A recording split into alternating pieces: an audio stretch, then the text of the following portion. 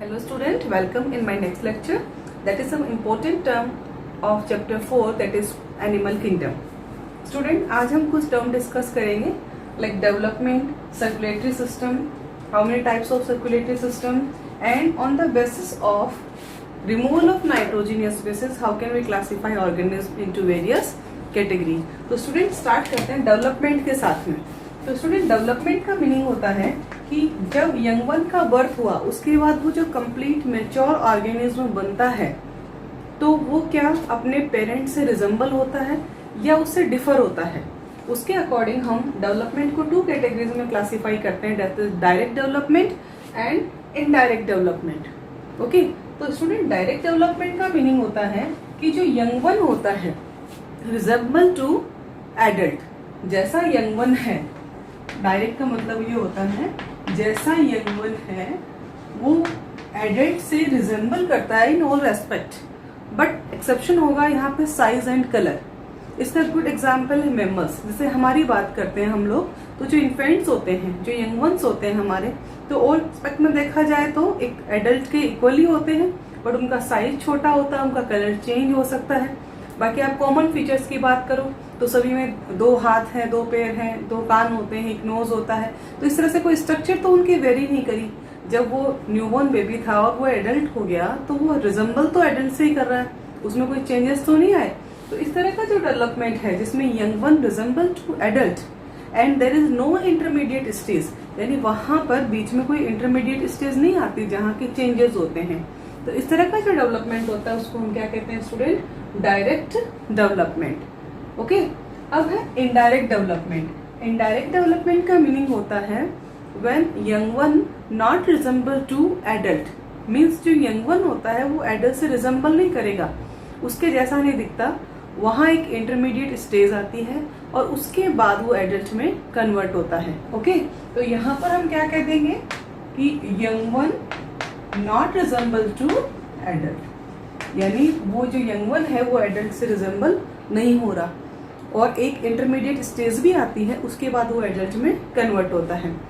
तो इसका एग्जांपल मैंने आपको मैमल बताया था, इसका अच्छा एग्जांपल मैं आपको फ्रॉग बता सकती हूँ. बहुत अच्छा एग्जांपल है फ्रॉग भी और सिल्क मोथ भी. ओके, अब आप खुद जानते हो, देखो फ्रॉग जो होते हैं तो फ्रॉग में आपने जैसे ही एग से लार्वा बाहर आता है तो जो लार्वा होता है उसको हम टेडपोल बोलते हैं.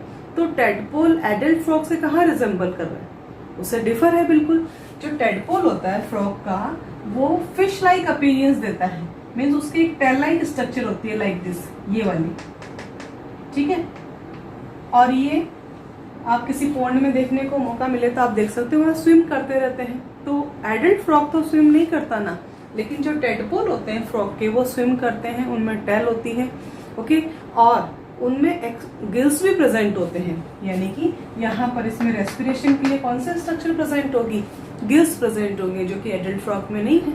ओके, तो इसका मतलब क्या हुआ कि जो यंग वन था वो एडल्ट से रिजेंबल नहीं था, वहां एक इंटरमीडिएट स्टेज आई, उसके बाद उसका कन्वर्जन किस में हुआ? फ्रॉग में. तो ये जो स्टेज होती है इसको क्या कहते हैं स्टूडेंट? हम टेडपोल. और कुछ टाइम के बाद में इसकी जो टेल होती है वो डिसअपियर हो जाती है, और इसके जो गिल्स होते हैं उसकी जगह वहां पर उसकी बॉडी के अंदर लंग्स का डेवलपमेंट होता है, वो स्टार्ट होता है. ओके, तो फ्रॉग आपको पता है डुअल हैबिटेट शो करता है. डुअल मीन्स कि लैंड पर भी सर्वाइव करता है और वाटर पर भी.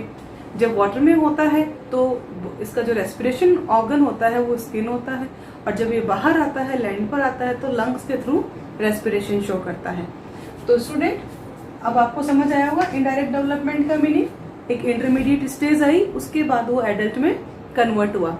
और आपको सबको पता है कि फ्रॉग का टेडपोल से एडल्ट फ्रॉग बनना it is termed as metamorphosis. ये आप लोगों ने सबने छोटी क्लास में भी पढ़ा हुआ है. इसको हम क्या टर्म देते हैं स्टूडेंट? मेटामॉर्फोसिस. यानी कि इसमें जो ड्रास्टिक चेंज होते हैं और उससे वो एडल्ट में कन्वर्ट होता है. ओके, अब उसके बाद है next term, that is circulatory system. Means सबकी बॉडी में जो ब्लड फ्लो होता है, क्या वो सर्कुलेटरी सिस्टम ओपन है या क्लोज है? ओके, तो यहाँ पर दो कैटेगरी बनाई हमने, ओपन एंड क्लोज. देखो नाम में मीनिंग है ओपन का मतलब है no blood vessels, no blood vessels, यानी जो ब्लड होता है ना वो एनक्लोज नहीं होता ब्लड वेसल्स में, वो बिना ब्लड वेसल्स के डायरेक्ट बॉडी में फ्लो होता है, और जो ऑर्गन्स होते हैं उसके वो डायरेक्ट बात करते हैं, उसमें बात का मतलब है उसमें भीगे हुए रहते हैं। ओके, तो ये होता है ओपन सर्कुलेटरी सिस्टम। अब उसके बाद हम बात करते हैं स्टूडेंट्स क्लोज सर्कुलेटरी सिस्टम। नाम में मीनिंग है क्लोज सर्कुलेटरी सिस्टम कि इसमें जो हमने यहाँ कहा था no blood vessels, blood doesn't flow any blood vessels, और यहाँ पर क्या आ जाएगा, blood flow in blood vessels. जो ब्लड होता है ब्लड वेसल्स में फ्लो करता है। और आपसे पूछा जाए ब्लड वेसल्स के नेम क्या है, तो आपको ध्यान होते हैं आर्टरीज होती है, ओके, और वेन्स होती है, और इनको ज्वाइन करने वाली स्ट्रक्चर होती है कैपिलरीज। तो जिन ऑर्गेनिज्म में ब्लड आर्टरीज और वेन्स में फ्लो करता है उसमें सर्कुलेटरी सिस्टम का टाइप होता है क्लोज, और जिसमें ये ब्लड वेसल्स नहीं होती यानी ब्लड वेसल्स में फ्लो नहीं करता उस सिस्टम को हम क्या कहते हैं, ओपन सर्कुलेटरी सिस्टम। ओके, अब नेक्स्ट डेफिनेशन की तरफ मूव करते हैं स्टूडेंट। और जो टर्म्स है वो है यूरियोटेलिक, यूरिकोटेलिक एंड अमोनोटेलिक। ये नाम क्यों दिए हमने और कौन सा बेसिस है उसके अकॉर्डिंग हमने इन ऑर्गेनिज्म को क्लासिफाई किया है। तो स्टूडेंट यहाँ पर ये जो ऑर्गेनिज्म हमने क्लासिफाई किए हैं ये किए हैं on the basis of removal of nitrogenous waste. ये आपकी बॉडी में जो नाइट्रोजीनियस वेस्ट होते हैं उनको रिमूव करना बहुत जरूरी होता है, अदरवाइज वो टॉक्सिक सब्सटेंस अक्यूमुलेट होंगे यानी डिपॉजिट होते रहेंगे बॉडी में और हमारे लिए पॉइजनस हो जाएंगे। ओके, तो ureotelic means the organism that remove nitrogenous waste in the form of urea are termed as ureotelic. यानी कि जो यूरिया को रिलीज करेंगे यानी मेन कंपोनेंट जो होगा नाइट्रोजीनियस वेस्ट को रिमूव करने का वो क्या होगा, यूरिया। जैसे ह्यूमन बीइंग हमारा एग्जांपल ले सकते हैं कि हमारा जो यूरिनेशन होता है, जो यूरिन होता है उसमें अमाउंट होता है वो किसका होता है, as a nitrogenous waste urea का होता है, तो हम यूरियोटेलिक होते हैं। ओके, उसके बाद यूरिकोटेलिक, नाम में मीनिंग है uricotelic means the organism that remove the nitrogenous waste in the form of uric acid are termed as uricotelic organism. यानी जिन्होंने अपना जो नाइट्रोजीनियस वेस्ट है वो किस फॉर्म में रिमूव किया, यूरिक एसिड की फॉर्म में रिमूव किया। और ये वो होते हैं स्टूडेंट जो डेजर्ट कंडीशन में रहते हैं जहाँ वाटर की बहुत ज़्यादा कमी होती है, मीन्स हम कह सकते हैं जो रेप्टाइल्स होते हैं। ओके, और जो बर्ड्स होती है यहाँ पर हम कैटेगरी दे सकते हैं रेप्टाइल्स एंड बर्ड्स। जहाँ पानी बहुत कम होता है तो वहाँ क्या होता है, यूरिन की फॉर्म भी कंसंट्रेट होती है वाटर लॉस को सेव करने के लिए, और वहाँ पर जो नाइट्रोजीनियस वेस्ट है वो क्या होता है student, uric acid. Now ammonotelic means the organism that remove nitrogenous waste in the form of ammonia, और अमोनिया मोर टॉक्सिक। यानी आपसे कहा जाए इन तीनों के कंपेयर में ज्यादा टॉक्सिक कौन है, ज्यादा हार्मफुल कौन है, तो वो होती है अमोनिया। और अमोनोटोलिक ऑर्गेनिज्म वो है जो नाइट्रोजीनियस वेस्ट को किस फॉर्म में रिमूव करते हैं student, in the form of ammonia, and they are known as ammonotelic organism. जो एक्वेटिक ऑर्गेनिज्म होते हैं जो पानी में रहते हैं, क्योंकि अमोनिया डिफ्यूज हो जाती है डायरेक्टली इन वाटर, तो वो अमोनोटेलिक की कैटेगरी में आते हैं। ओके, तो आई थिंक ये टर्म्स क्लियर ही होगी आप लोगों को। अब इसी के साथ हम एक टर्म और क्लियर करेंगे, that is about coelom. Most important topic है ये हमारे लेक्चर का, सिलोम का मीनिंग क्या है और सिलोम के बेसिस पे ऑर्गेनिज्म को कितनी कैटेगरी में हम कैटेगराइज करते हैं। तो let us start with coelom. तो स्टूडेंट सिलोम का मीनिंग क्लियर करते हैं सबसे पहले हम। What is the meaning of coelom? Coelom होता है student body cavity lined by mesoderm, यानी कि जो बॉडी कैविटी है वो किससे लाइंड हो, मेसोडर्म से। अब ये टर्म्स आएगी एक्टोडर्म, मेसोडर्म एंड एंडोडर्म। तो हमने जब डिप्लोब्लास्टिक और ट्रिप्लोब्लास्टिक ऑर्गेनिज्म डिस्कस किए थे तब बताया था डिप्लोब्लास्टिक मीन्स जिनके एम्ब्रियो में 2 लेयर है, एक्टोडर्म एंड एंडोडर्म, वहां मेसोडर्म नहीं था, और उससे जिस ऑर्गेनिज्म का डेवलपमेंट हुआ उसको डिप्लोब्लास्टिक कहा था। और ट्रिप्लोब्लास्टिक जिसमें एम्ब्रियो में तीनों ही जर्मिनल लेयर थी, that is ectoderm, mesoderm and endoderm. तो ये डर्म्स क्या है स्टूडेंट? डर्मा का मीनिंग होता है स्किन, यानी कि एम्ब्रियो की पूरी बॉडी को डिजाइन करने के लिए जो लेयर्स तैयार होगी उसको बोलते हैं हम ectoderm, mesoderm and endoderm. Okay, तो अब उसके बेसिस पे सबसे पहले तो सिलोम का मीनिंग क्लियर करें कि सिलोम है क्या। देखिए, हमारी बॉडी वॉल और डाइजेस्टिव ट्रैक्ट, जिसको कि हम गट बोलते हैं, उनके बीच में जो कैविटी प्रेजेंट होती है उसको हम क्या कहते हैं? सिलोम। तो हम डेफिनेशन देंगे, body cavity lined by mesoderm is termed as coelom. अब सिलोम प्रेजेंट है, एब्सेंट है या फिर फॉल्स सिलोम है, उसके अकॉर्डिंग ऑर्गेनिज्म को 3 कैटेगरीज में क्लासिफाई करते हैं, दैट इज एसिलोमेट में सिलोम एब्सेंट होगी, सिलोमेट सिलोम प्रेजेंट होगी, और स्यूडोसिलोमेट में जिसमें सिलोम होगी बट उसमें प्रॉपर सिलोम नहीं होके और फॉल्स सिलोम होती है। तो अब एक एक को डिस्कस करते हैं स्टूडेंट। सबसे पहले आते हैं एसिलोमेट में। देखो, ये जो डायग्राम है इसमें मैंने 3 लेयर्स शो करने की कोशिश की है। ओके, सबसे आउटर मोस्ट, ये जो बाहर वाली होती है इसको हम कहते हैं एक्टोडर्म, यानी ये पूरी जो लेयर है ये किसको शो कर रही है? एक्टोडर्म को। उसके बाद जो सेकंड नंबर आया जिसको मैं एम से रिप्रेजेंट कर रही हूँ वो किसको इंडिकेट करती है? मेसोडर्म को। ओके, और हमारी डेफिनेशन क्या थी कि body cavity lined by mesoderm, यानी यहाँ पर कोई जगह होनी चाहिए थी लेकिन नहीं है ना। इसके बाद क्या आ गया? सीधा एंडोडर्म आ गया। यहाँ पे ये देखो एंडोडर्म आ गई, यानी एक्टोडर्म, मेसोडर्म और उसके बाद क्या आ गया? एंडोडर्म। अब आप पूछोगे कि ये भी तो कैविटी है, कई बार स्टूडेंट इसको कैविटी समझ लेते हैं कि ये बॉडी कैविटी है। तो स्टूडेंट, ये बॉडी कैविटी नहीं है, ये क्या होती है? डाइजेस्टिव कैविटी होती है। जो डाइजेस्टिव ट्रैक्ट होती है ना हमारी, उसकी कैविटी होती है। मीन्स पूरी बॉडी में एक डाइजेस्टिव ट्रैक्ट चलता है।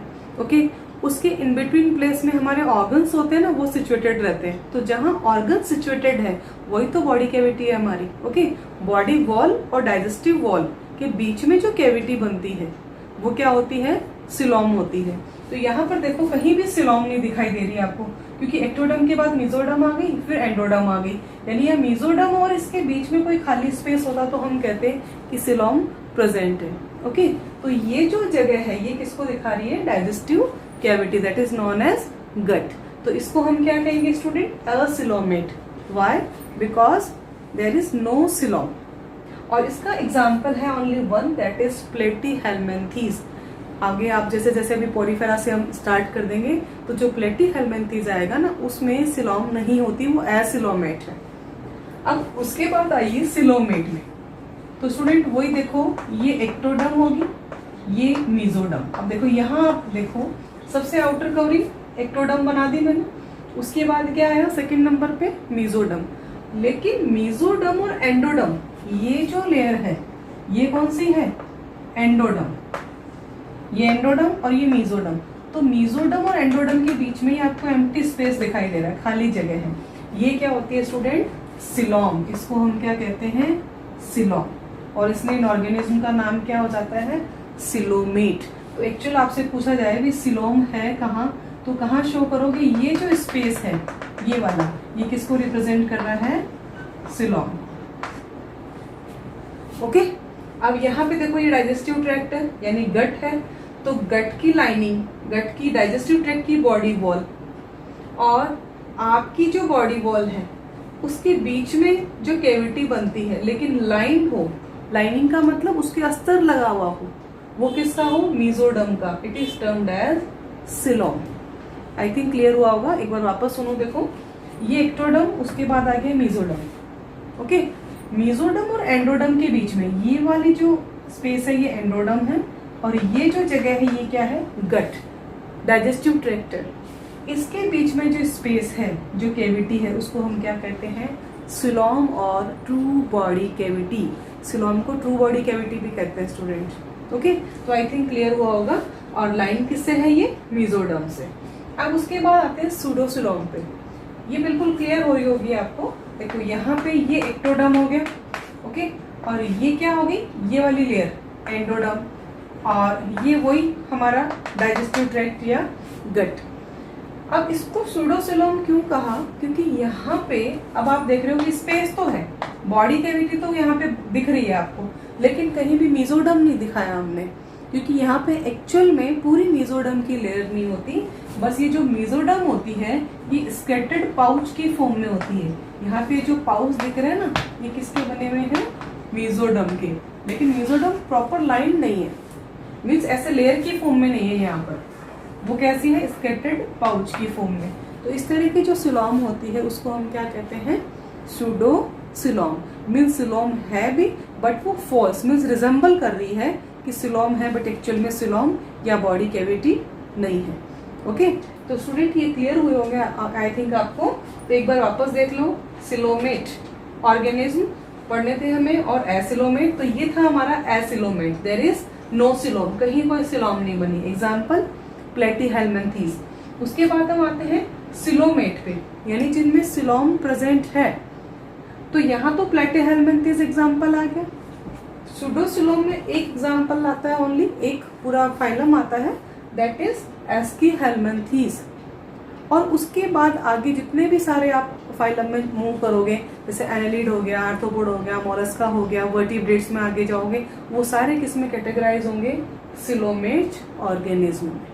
तो ज़्यादा दिक्कत नहीं आएगी याद करने में, क्योंकि एसिलोमेट प्लेटीहेल्मिन्थीज है, सूडोसिलोमेट हमारा एस्कीहेल्मिन्थीज है, और जो सिलोमेट है उसके बाद जितने भी फाइलम के नाम आएंगे वो सारे क्या होंगे, सिलोमेट होंगे। तो इस चैप्टर का बहुत इंपॉर्टेंट टॉपिक है ये सिलोम समझना। सिलोम एक्चुअल में है क्या, ऑलमोस्ट जो स्टूडेंट है इसको सिलोम समझते हैं, ये जो डाइजेस्टिव ट्रैक्ट बनाया ना हमने इसको सिलोम मान लेते हैं, जबकि ये सिलोम नहीं है। इसके बाहर और बॉडी कैविटी के अंदर जो खाली जगह है वो एक्चुअल में हमारा सिलोम या बॉडी कैविटी है।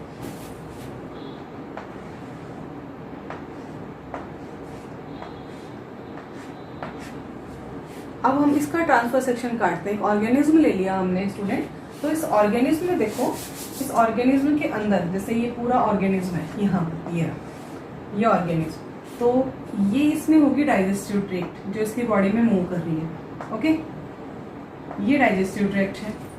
आपने ये कह दिया कि ये वाली जो लेयर है जो हमारी स्किन होती है वो क्या हो गई, एक्टोडर्म हो गई। उसके बाद में ये तो digestive tract, okay, digestive tract का ये पोर्शन, इसको हमने क्या कह दिया, गट। अब इसके बाद में यहाँ पर क्या आई, मेसोडर्म की लाइन आई, ये इसको मैं शेडेड कर दूं, ये सबसे बाहर वाले एक्टोडर्म, और उसके बाद में ये जो पोर्शन है ये किसको शो कर रहा है, मेसोडर्म को। अब आप देखो, इस एक्टोडर्म के बाद मेसोडर्म, और यहाँ पर ये जो लेयर हो जाएगी ये किसकी होगी, एंडोडर्म की। तो ये जो बीच में स्पेस है मेसोडर्म और एंडोडर्म के बीच में, इसको हम क्या कहेंगे, सिलोम। ओके, आई थिंक क्लियर हुआ होगा आप लोगों को। देखो, सबसे आउटर मोस्ट वो क्या हो गया, एक्टोडर्म। उसके बाद कौन सी लेयर आई, मेसोडर्म की। मेसोडर्म के बाद में आप खाली जगह जो देख रहे हो, ठीक है, वो क्या है, हमारी सिलोम। उसके अंदर क्या है, ये जो कवरिंग है ना बाहर की तरफ, ये है एंडोडर्म, और अंदर ये क्या है, डाइजेस्टिव ट्रैक्ट। ओके, तो आई थिंक स्टूडेंट आपको सिलोम का टॉपिक क्लियर हुआ होगा। अब उसके बाद नेक्स्ट लेक्चर में हम मिलेंगे with phylum Porifera. Thank you.